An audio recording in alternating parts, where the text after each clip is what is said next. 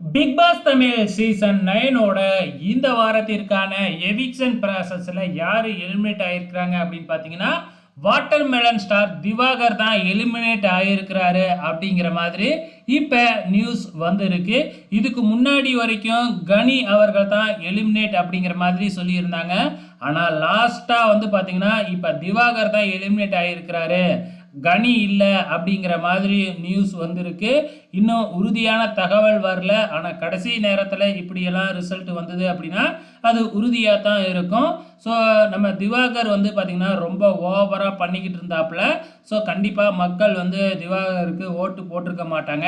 Unofficial ஓட்டில் கூட வந்து பார்த்திங்கன்னா திவாகர் ஆரம்பத்தில் மேலே இருந்தாலும் அதுக்கப்புறம் படிப்படியாக ஒரு அநாகரிகமாக நடந்துக்கிட்டதுனால ஓட்டிங் கம்மியாகி கீழே வந்துக்கிட்டு இருந்தார்.